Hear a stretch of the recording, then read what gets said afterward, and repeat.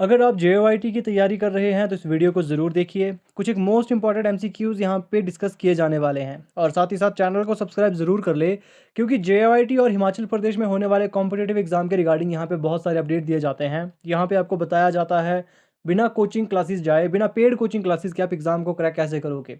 Free of cost यहाँ पे coaching provide करवाई जाती है। यूट्यूब पे बहुत सारे बेहतर टीचर हैं, उनके सजेशन यहाँ पे दिए जाते हैं और साथ ही साथ गाइडेंस भी प्रोवाइड करी जाती है किसी भी एग्ज़ाम को क्रैक करने के लिए। क्वेश्चन की हम बात करते हैं। कैशे मेमोरी ऑपरेशन के दौरान जब सीपीयू किसी ब्लॉक को मेन मेमोरी से कैशे मेमोरी में मैप करता है, तो किस मैपिंग टेक्निक में कन्फ्लिक्ट मिस की प्रोबेबिलिटी सबसे कम होती है, लेकिन हार्डवेयर आर्किटेक्चर सबसे कॉम्प्लेक्स होता है। यहाँ पे कुछ एक ऐसे क्वेश्चन इंक्लूड किए जाते हैं जो अगर आपने कोई टॉपिक तैयार किया होगा अच्छे से तो ही आप इसके आंसर दे पाओगे। अब बात करते हैं इसके आंसर की, तो यहाँ पे ऑप्शन बी सही आंसर होगा, फुल्ली एसोसिएटेड मैपिंग। अब देखिए इसमें क्या होता है कि फुल्ली एसोसिएटिव मैपिंग में मेमोरी को कोई भी ब्लॉक कैशे से किसी भी एम्प्टी ब्लॉक में फिट हो सकता है, जिससे कन्फ्लिक्ट मिसेस बिल्कुल जीरो हो जाते हैं। हालांकि इसके लिए पैरेलल लाइंस चेक करनी पड़ती है, जिससे इंटरनल हार्डवेयर सर्किटरी बहुत कॉम्प्लेक्स और कॉस्टली हो जाते हैं। नेक्स्ट क्वेश्चन की हम बात करते हैं। पाइपलाइनिंग प्रोसेस के दौरान जब एक इंस्ट्रक्शन का एग्जीक्यूशन दूसरे इंस्ट्रक्शन के डेटा डिपेंडेंसी या रिसोर्सेज कन्फ्लिक्ट के कारण रुक जाता है, तो इस डिले या स्ट्रक्चरल डाटा बोटलनेक को टेक्निकल रूप से क्या कहा जाता है? तो इसे कहा जाता है पाइपलाइन स्टॉल और बबल। अब इसमें क्या होता है कि पाइपलाइनिंग एग्जीक्यूटिंग स्टेज में जब डेटा हैजार्ड या स्ट्रक्चरल हैजार्ड आता है तो सीपीयू एग्जीक्यूशन क्लॉक साइकिल में डिले डालता है, जिससे स्टॉल या बबल कहा जाता है। नेक्स्ट क्वेश्चन की हम बात करेंगे। वर्चुअल मेमोरी मैनेजमेंट में पेज रिप्लेसमेंट एल्गोरिदम्स के अंतर्गत बी डिलेज एनोमली निम्न में से किस एल्गोरिदम में देखने को मिलते हैं? तो ये जो देखने को मिलते हैं इसे कहा जाता है FIFO, first in first out. Belady's anomaly एक ऐसी पैराडॉक्सिमल कंडीशन है जिसमें फिजिकल मेमोरी फ्रेम्स बढ़ाने पर मेमोरी पेजेस फॉल्ट्स कम होने के बजाय बढ़ते जाते हैं। ये अनोमली फीफो एल्गोरिदम में पाई जाती है, जबकि स्टॉक बेस्ड एल्गोरिदम्स जैसे एलआरयू और ऑप्टिमल इसे पूरी तरह से फ्री होते हैं। नेक्स्ट क्वेश्चन की हम बात करेंगे। बुलियन अलजेब्रा के अंतर्गत सिर्फ दो इनपुट्स वाले किसी लॉजिकल गेट का उपयोग करके बाकी के सभी लॉजिक गेट्स जो कि एंड और नॉट को बिना किसी अन्य गेट की पूरी तरह डिजाइन किया जा सकता है। तो वो कौन से दो गेट हैं?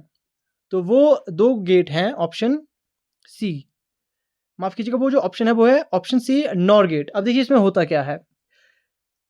डिजिटल इलेक्ट्रॉनिक्स में नैंड और नॉर गेट्स को यूनिवर्सल गेट कहा जाता है, क्योंकि इनका कॉम्बिनेशन बनकर बिना किसी तीसरे गेट के किसी भी बुलियन मैथमेटिकल सर्किट जैसे कि एंड और नॉट को ये सक्सेसफुली डिजाइन किया जा सकता है।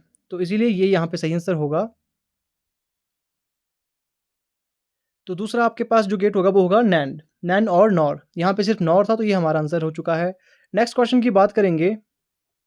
ओएसआई मॉडल के संदर्भ में end to end flow control, segmentations या डिसेगमेंटेशंस और एरर रिकवरी की जिम्मेदारी किस लेयर की होती है? अगर इसका आंसर आपने दे दिया ये मानकर चलिए टोपोलॉजीज और नेटवर्क लेयर में आपकी काफ़ी अच्छी पकड़ है। अगर बात करते हैं इसके आंसर की तो ट्रांसपोर्ट लेयर। अब यहाँ पे डिस्कस करते हैं ऐसा क्यों। ओएसआई मॉडल की ट्रांसपोर्ट लेयर जो कि चौथी लेयर है, डाटा स्ट्रीम्स को छोटे पैकेट्स में तोड़ने, रिसीवर एंड पर असेंबल करने और end to end reliably transfer, flow control और एरर रिकवरी करने के लिए उत्तरदायी होती है। डाटा लिंक लेयर सिर्फ hop to hop flow control करती है। अब नेक्स्ट क्वेश्चन की हम बात करेंगे।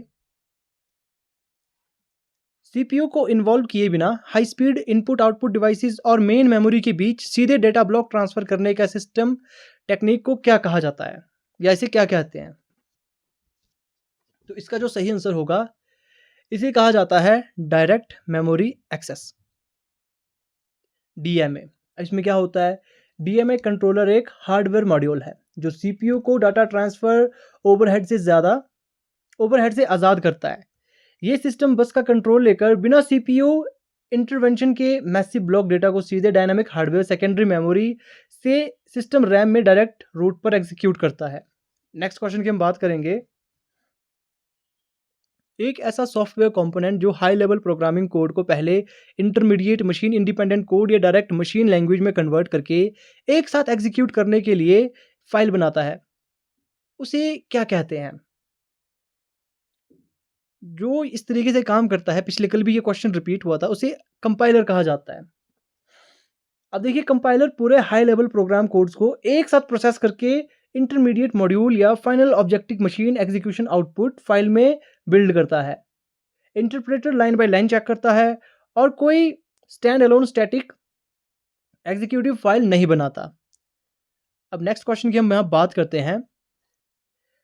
IPv4 एड्रेस आर्किटेक्चर के अंतर्गत classless inter domain routing notation में अगर सब नेटवर्क स्ट्रक्चर या /26 दिया गया है तो उस नेटवर्क में default usable host IP address की संख्या कितनी होगी? तो इसका सही उत्तर होगा, इसकी संख्या होगी 62। अब देखिए यहाँ पे CIDR/26, इसका क्या मतलब है? इसका मतलब है नेटवर्क बिट्स इज इक्वल 26। इसलिए बची हुई होस्ट बिट्स जो कि है आपकी 32 में से 26 माइनस करोगे इज इक्वल 6 बिट्स। तो टोटल होस्ट स्लॉट कितने हुए? तो ये आपके 64 होते हैं। अब इसमें से 2 एड्रेस रिजर्व्ड होते हैं जो कि नेटवर्क आईडी और नेटवर्क ब्रॉडकास्ट आईडी होते हैं। इसलिए यूजेबल होस्ट कितने होंगे आपके? 64 माइनस 2, तो 62 आपका यहाँ पे सही आंसर आया। बाकी अब नेक्स्ट क्वेश्चन की हम बात करेंगे।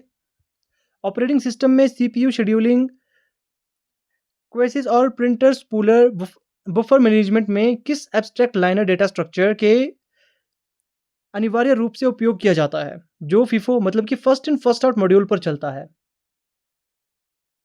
तो इसका ऑप्शन V क्यों यहाँ पे सही इसका आंसर हो जाने वाला है। क्यों एक लाइनर सिक्वेंशियल FIFO स्ट्रक्चर है जहां डाटा इंटरसेक्शन बैक कॉर्नर पर और रिमूवल फ्रंट इंटरफेस पर होता है। ऑपरेटिंग सिस्टम में CPU टास्क एग्जीक्यूशन, हैंडलिंग और शेयर्ड प्रिंटर बफर क्वेज पर ही ऑपरेशनल होते हैं। अब नेक्स्ट क्वेश्चन की हम यहाँ पे बात करेंगे। एक ऐसी क्रिप्टोग्राफिक टेक्निक जिसमें नेटवर्क कम्युनिकेशन के दौरान सेंडर और रिसीवर दोनों डेटा को इनक्रिप्ट और डिक्रिप्ट करने के लिए बिल्कुल एक ही सीक्रेट शेयर्ड प्राइवेट की का उपयोग करते हैं, उसे क्या कहा जाता है? उस की को कहा जाता है ऑप्शन बी, सिमेट्रिक इंस्क्रिप्शन। अब देखिए, सिमेट्रिक इंस्क्रिप्शन एल्गोरिदम्स में डेटा मैनिपुलेशन या प्रोटेक्शन के लिए सेंडर और रिसीवर एंड पर एक ही shared signal dynamic private string cryptographic control engine से यूज किया जाता है। असिमेट्रिक इंस्क्रिप्शन में पब्लिक और प्राइवेट 2 अलग अलग कीज यूज होती है। तो ये थे आज के कुछ एक most important question. I hope questions आपके लिए थोड़े नए होंगे, क्योंकि मैंने कोशिश की थी ऐसे क्वेश्चन इंक्लूड करूं जो आपके लिए थोड़े नए हो, क्योंकि ऐसे बेसिक क्वेश्चन लाने का फायदा नहीं होता है। क्वेश्चन हमेशा ऐसे इंक्लूड किए जाने चाहिए जो नए हो, जिससे आपको कुछ सीखने को मिले। बाकी जो भी क्वेश्चन आपको समझ नहीं आया है उस टॉपिक की आपने वीडियोस यूट्यूब पे जरूर देख लेनी है ताकि चीजें आपको समझ आए। तो मिलते हैं आपसे नेक्स्ट वीडियो में किसी नए अपडेट के साथ या किसी नई इंफॉर्मेटिव वीडियो के साथ।